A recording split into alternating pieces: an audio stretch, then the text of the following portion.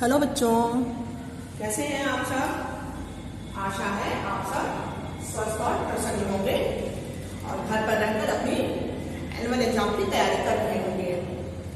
आज हम आपको हिंदी व्याकरण एवं रचना से पाठ 11 की पुनरावृत्ति कराएंगे। आप लोग अपनी हिंदी व्याकरण की बुक खोलिए, पाठ 11 कहानी लेखन। बच्चों, इस पाठ में कहानी को 2 ढंग से पूरा करना बताया गया है। आप सबने अपने बचपन में कहानियां सुनी हैं, सबको कहानियां सुनना बहुत अच्छा लगता है। तो इस पाठ में हम 2 तरह से कहानी को पूरा करना सीखेंगे। पहला है दिए गए चित्रों की सहायता से, रिक्त स्थान पर चित्र बने हैं उनकी सहायता से कहानी को पूरा करना, और दूसरा है दिए गए शब्दों की सहायता से कहानी को पूरा करना। कुछ शब्द दिए गए हैं और उनको आपको रिक्त स्थान में लिख करके कहानी को पूरा करना है।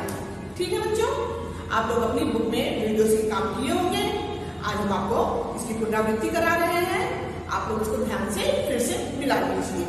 ओके स्टूडेंट्स, आइए बुक खोलिए।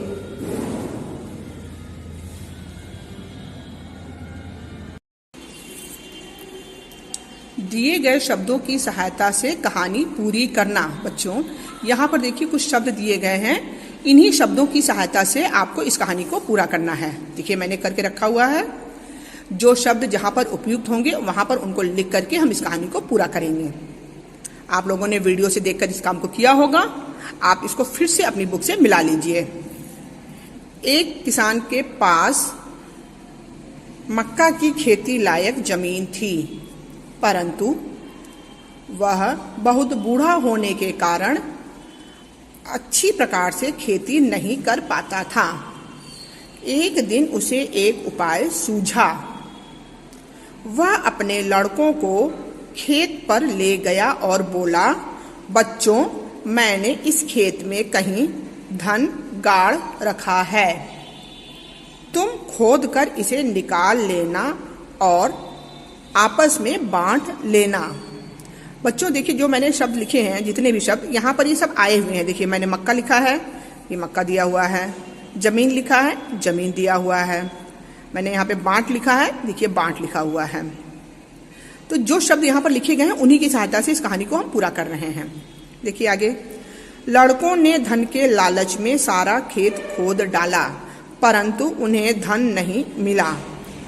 तब अंत में एक लड़के ने दूसरे से कहा, भाई, जब हमने खेत खोद ही डाला है परंतु धन नहीं मिला, तो क्यों ना इसमें मक्के के बीज डाल दें।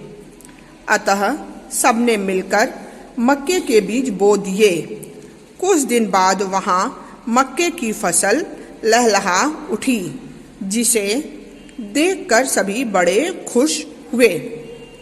किसान ने कहा, देखो, यही मेरा छुपा धन है जो तुम लोगों ने अपनी मेहनत से पाया है। इस कहानी का शिक्षा मूल्य है। इस कहानी से हमें क्या शिक्षा मिलती है?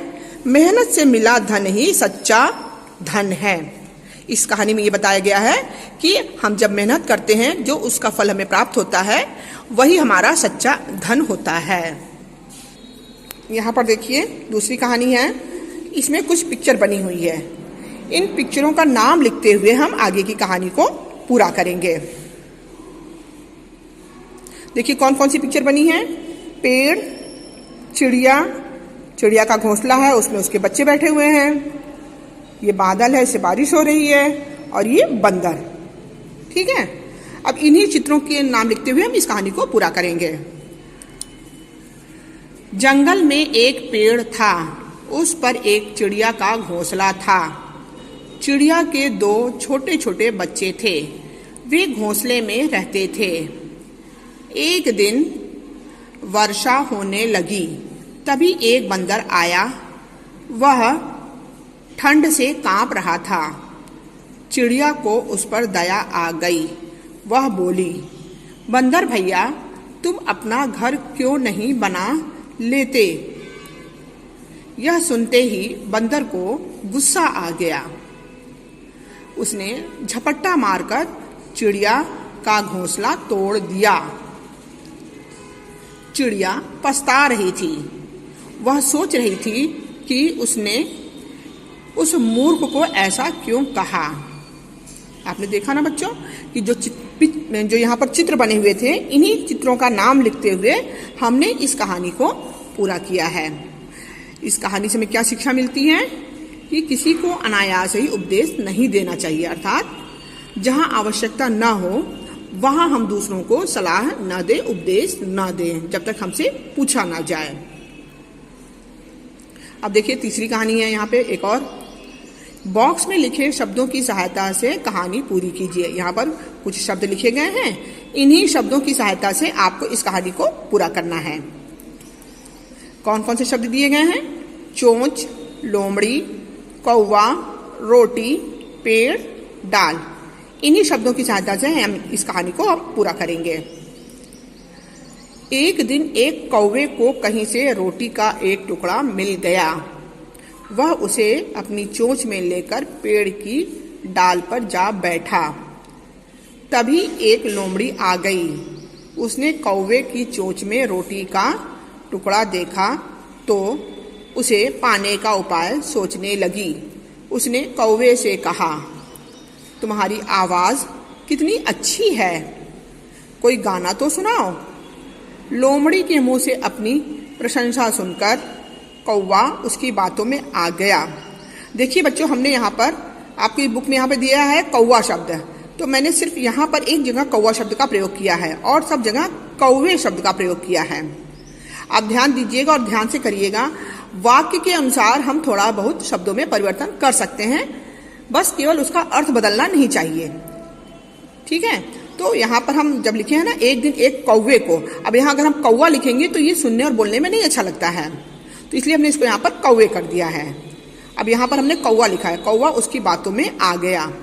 उसने गाना गाने के लिए जैसे ही मुंह खोला वैसे ही रोटी का टुकड़ा उसकी चोंच से छूटकर नीचे गिर गया।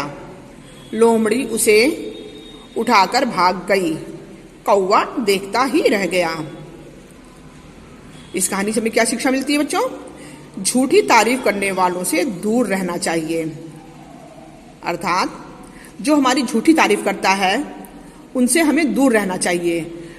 लोग अपने फायदे के लिए लोगों की दूसरी झूठी तारीफ करके अपना काम बनाते हैं। जैसे यहाँ पर लोमड़ी ने कौवे की झूठी तारीफ करके उससे रोटी का टुकड़ा छीन लिया और कौवा उसकी बातों में आकर जैसे ही उसने गाना गाने के लिए मुंह खोला तो उसके मुंह से रोटी का टुकड़ा गिर गया, जिसे लोमड़ी लेकर चली गई।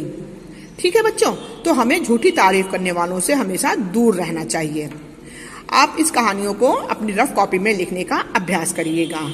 Okay students, thank you.